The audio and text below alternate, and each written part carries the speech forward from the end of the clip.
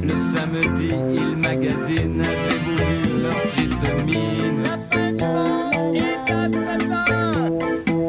Avant d'aller voir les amis, il faudra leur téléphoner. Il y a un temps pour chaque chose. La vie, allez, ce n'est pas rose. La fin du monde est à 7 heures. Nous sommes 3 heures après la fin. Le ciel s'est enfin mis d'accord. Éliminons de l'univers la race humaine par la mort. La parole est à Jupiter. Envoyons donc un météore sur cette engeance que j'aborde, sauf sur Gertrude que j'adore.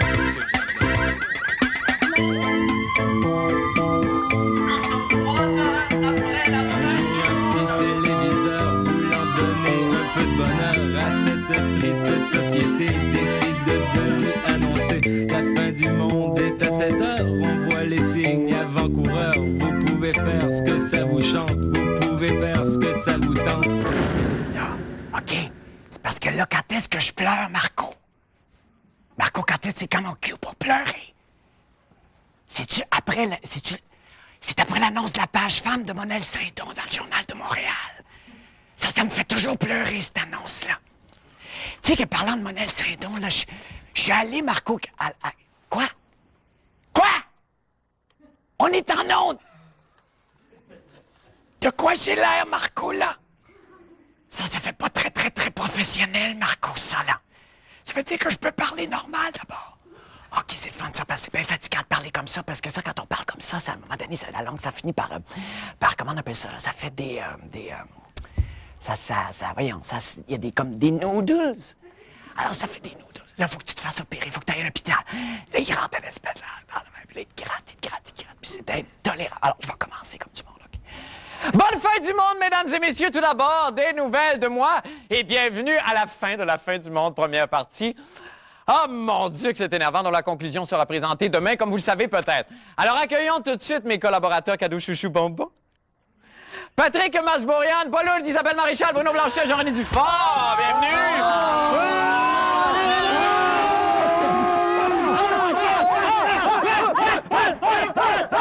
Des enfants d'école, excusez-nous. Alors, asseyez-vous, vous avez chacun vos petites bouteilles d'eau, je pense. Non, vous n'avez pas de bouteille. Alors voilà, ça va passer donc 2 jours ensemble. Comment se sent-on aujourd'hui, vous? Faites le feu! Faites le feu! On se sent pas? Non, on sent pas vraiment. Hein? On se sent pas vraiment. Bon, ben c'est ça. De toute façon, ça m'intéressait pas vraiment de savoir comment vous sentiez. Est-ce qu'il y a quelqu'un peut-être qui a une anecdote sur les 3 ans? Une anecdote, quelqu'un? Non, pas vraiment. Non? OK. Non. Alors, anecdote, on met ça off. Checker anecdote. Voilà qui est fait. On peut-tu couper le bout où on se donne de l'énergie, tout le monde ensemble, on vient d'en faire un petit bout, là, OK, bon, tout le monde est d'accord? OK, j'aime ça de même. Alors, on s'est dit donc qu'on aimerait beaucoup, pour la dernière émission Part 1 et Part 2, vous livrer notre vision un peu personnelle de ce qu'a été pour nous la fin du monde. Alors ça, évidemment, ça a été et c'est toujours une très mauvaise idée. Ouais. Mais comme on n'en a pas d'autres, voici donc le résultat de cette psychanalyse collective. Et on va commencer avec vous, Isabelle Maréchal. Tu sais, comme j'aime la psychanalyse, la pas psycho. Ah oui, je sais, vous êtes brillante de ça. Là. Ben, c'est pas de votre faute, c'est votre génération qui est comme ça. Les 24 ans et moins. Alors, on va regarder la psychanalyse personnelle d'Isabelle Maréchal et sa propre vision de la fin du monde. On regarde. J'ai toujours été attirée par 2 tendances, l'information et le spectacle. Étant foncièrement incapable de choisir, je n'ai jamais pu me brancher. Si vous allez à la TQS, on vous dira qu'elle est reporter. Si vous allez au conseil de presse, on vous dira rien du tout. On sait pourquoi. Sous une fausse identité munie d'une caméra cachée, la Snorro d'espionne de la fin du monde, Isabelle Maréchal, a perdu patience à l'urgence pour nous. Mon premier reportage à la fin du monde et déjà, j'avais les journalistes intégrés sur le dos. Si j'avais été ton patron à ce moment-là, je pense que je t'aurais dit de ne pas faire la fin du monde parce qu'on savait pas ce que c'était exactement cette émission-là. Puis il y avait effectivement possiblement un risque. De voir une telle trahison de ta part, c'était évident pour eux que c'était la catastrophe. Puis qu'il t'arriverait malheur. Quand on voit avec le recul, on voit que finalement, non, ta crédibilité, je pense, est au même niveau où elle était au départ. Phew! comparons tout de même les deux époques. L'information versus le spectacle. Ça nous a tous forcés à se poser des questions. Qu'est-ce que c'est l'information? Qu'est-ce que c'est le spectacle? Amener un peu de badinage, jouer avec les choses, avoir une perspective davantage ironique. Ça fait partie de l'information. C'est pas du spectacle. Chaque fois que quelqu'un choisit la voie un peu plus facile du spectacle, parce que c'est une voie facile pour un informateur ou une informatrice de choisir cette voie-là, pour moi, c'est une voie facile. Alors oui, c'est un peu, à ce moment-là, c'est un peu dommage. C'est un peu une capitulation, à mon avis. Est-ce que c'est le hasard qui m'a amené, d'après vous, à la fin du monde? Ben, peut-être que là, tu es en train de rattraper ta vie de jeunesse que tu as ratée à cette période-là. Non, je ne regrette rien. C'est payé.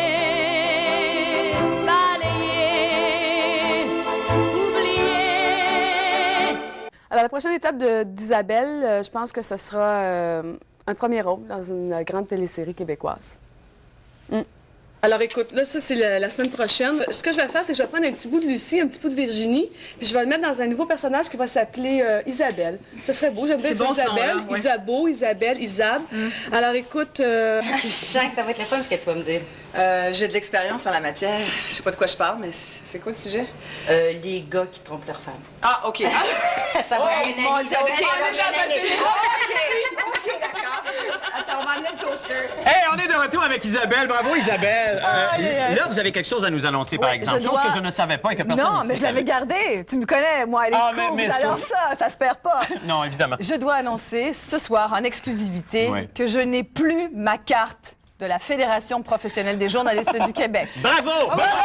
Je sais pas. On a tendance à applaudir.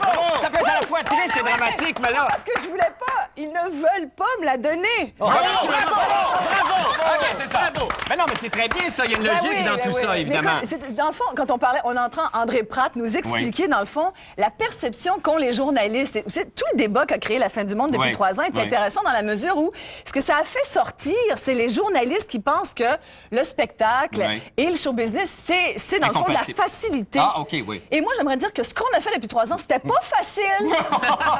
Non, mais effectivement, c'est très intéressant ce que vous dites, Isabelle. Bravo! Bravo! Bravo! C'est très intéressant ce que vous dites, mais là, je trouve personnellement qu'on ne parle pas assez du déguisement. Le déguisement là-dedans. Le déguisement, j'allais aborder le thème du déguisement. On a justement un reportage et un montage là-dessus. Regardez un petit peu et revenez-nous tout de suite après la pause avec d'autres informations. Vous m'aviez pas reconnu. C'est parce que je suis déguisé.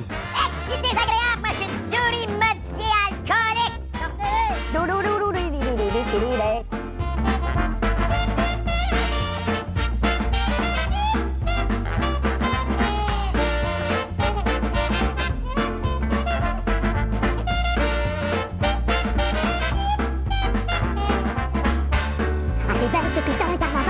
À Québec, c'est tout un festival. C'est une rampe qui est inclinée à 30 degrés.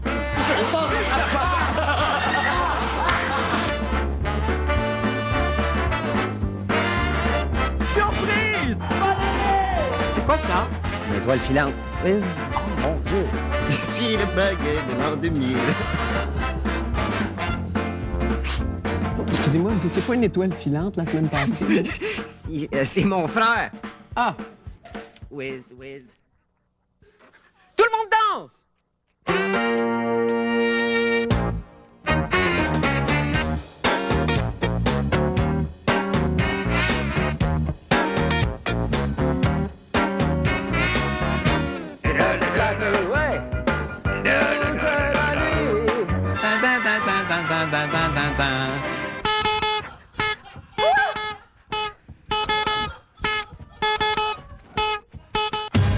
Amateur de fruits. 3 ans de sport à la fin du monde. 3 ans à servir le public avec un produit de qualité, à éduquer les masses, à transmettre la connaissance. 3 ans déjà. Bonjour, Paul. Comment allez-vous? Ça va bien, merci. Oui. Toi? Très bien. Je te remercie de m'avoir intéressé à la boxe. C'est grâce à notre chronique. Je te dis, oui, c'est grâce à ta chronique. Puis j'aime ça. Ouais, montre-moi ça, là. Ah! Maniaque. Oh.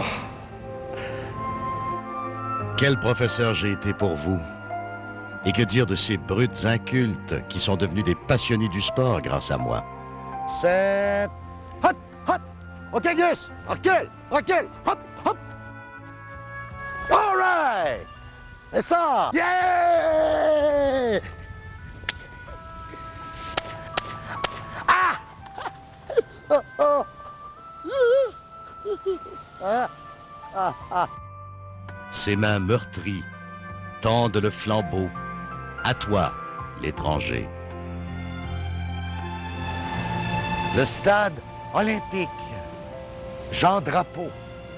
Rusty Staub. Vladimir Guerrero. Le stade olympique. Le stade Percival Molson. Le football de la Ligue canadienne. George Dixon, Sam Etcheverry, Tracy Ham, Chuck Limey, Terry Baker, le batteur, et combien d'autres? Yeah! Go, Als, go! Go, Als, go! Go, Als, le stade de Molson de football. Football. J'ai fait don de ma science et de mon savoir aux futures générations. Et cette année-là, au mini-pot, il y avait un monsieur et une madame qui s'appelaient les Buis. Ils étaient bons. Oui. Il y avait toujours comme adversaire Gilles Ducaire et son escort. Mission accomplie. Salut à toi, champion.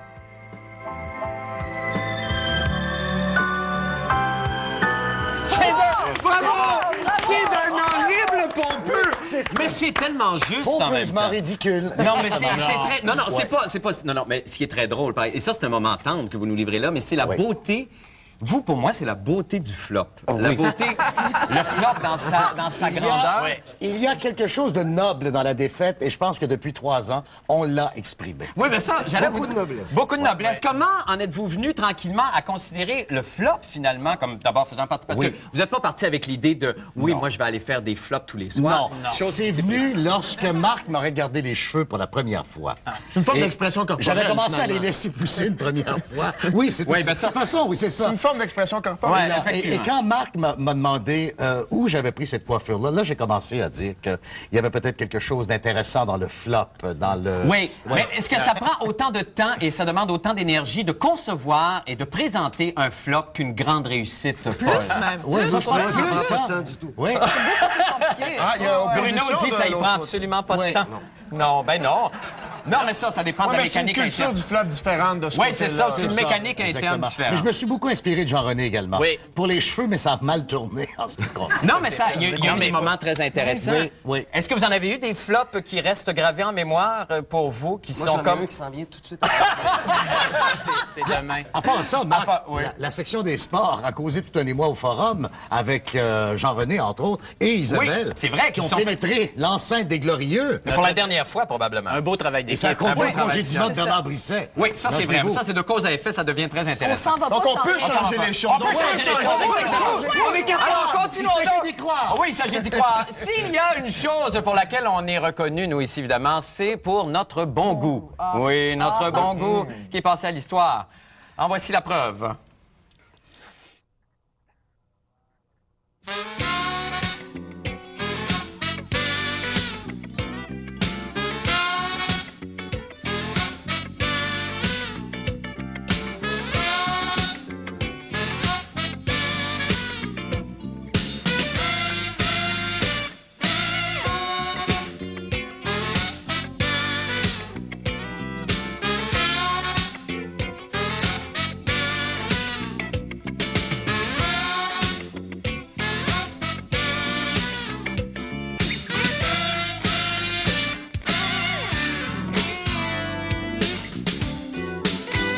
Ici Jean-René Dufort de l'émission. Quand tu veux.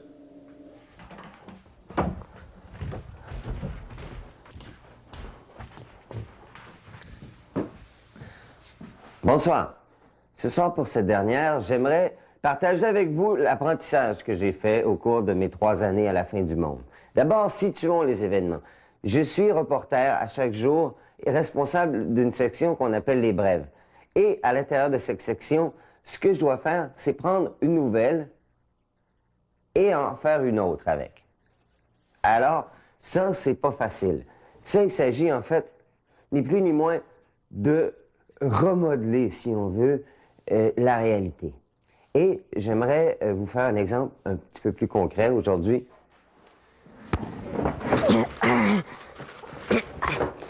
En vous proposant l'exemple du pain. Vous me voyez venir, hein? OK. Alors, la nouvelle, mettons que c'est le pain, OK? Ah, wow, ouais, c'est beau, un bel emballage, mais allons voir à l'intérieur. Allons, vraiment. Voilà. Oh! Alors, on se retrouve avec un événement qui est constitué de plusieurs acteurs, disons, d'un historique, quelque chose qui est relié à ça, on s'entend, un point de vue de l'histoire, point de vue du passé, donc peut-être qu'un futur anticipé même, disons que l'événement, ce serait peut-être juste une tranche de pain dans tout cette affaire-là. Alors, ce qu'il faut faire de ça, il faut faire en sorte que la nouvelle structure qu'on va proposer contienne à la fois tous les éléments de la structure originale, mais en même temps que cette structure-là nous permette d'appliquer une mécanique humoristique X, que ce soit n'importe laquelle. Jusqu'à ce qu'on arrive à la forme idéale. La plus belle et la plus simple de toutes. La petite boule brune. Oh! Et en plus, la petite boule brune est magique.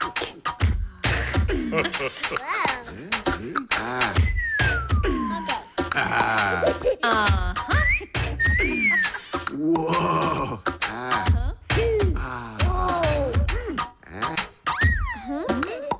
Oh!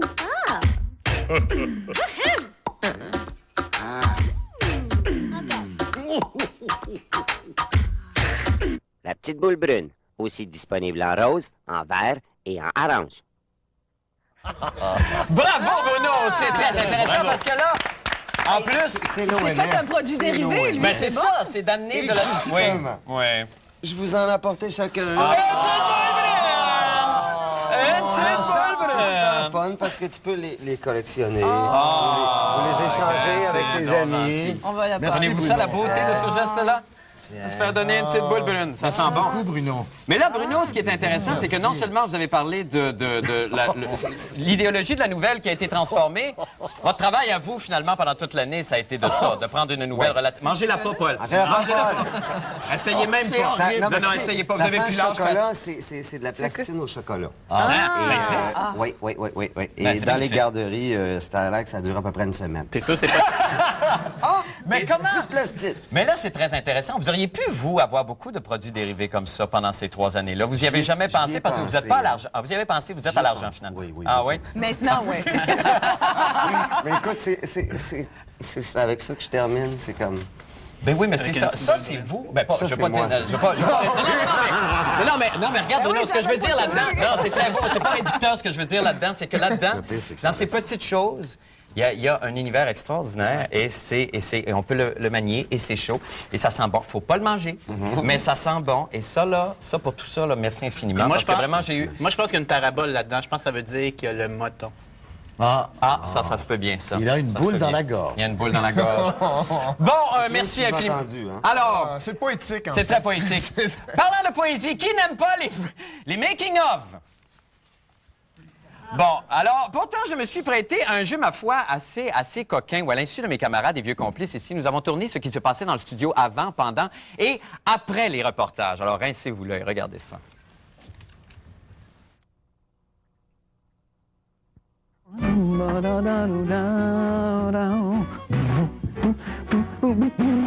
J'ai pas eu le temps de faire la vidéo. Et c'est 12 personnes qui parlent de toutes sortes d'affaires différentes. J'ai pas revu de fucking d'affaires. Ça risque d'être assez catastrophique. Ça va être vraiment une catastrophe. OK. Oui. Oui, d'accord. C'est pour ça que ça n'a rien à voir avec toi. Hein? Les gens t'adorent. OK, on se cache. OK, tu dis l'autre. Je te verrai pas, Marco. Hein?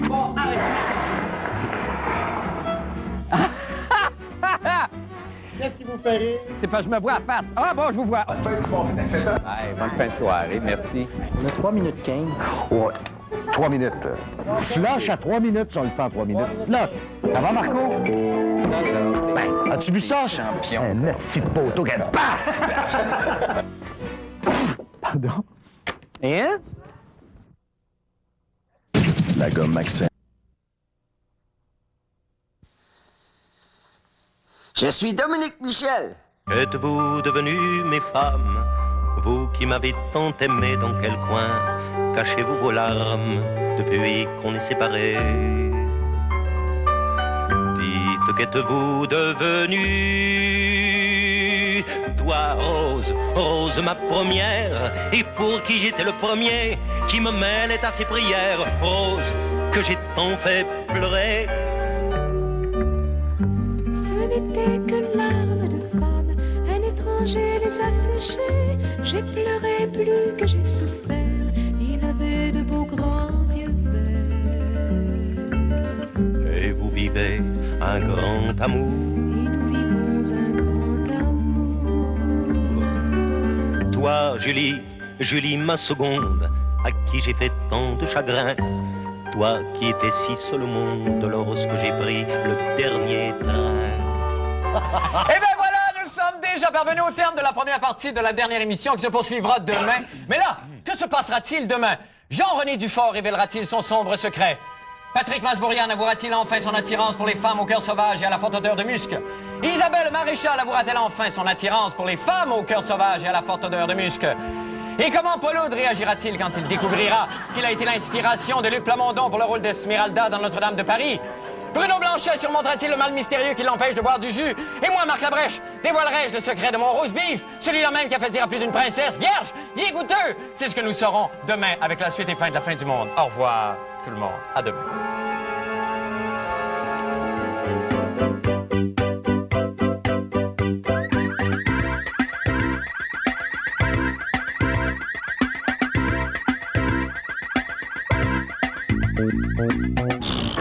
Surveillez la chronique de la fin du monde dans l'édition du lundi du Journal de Montréal.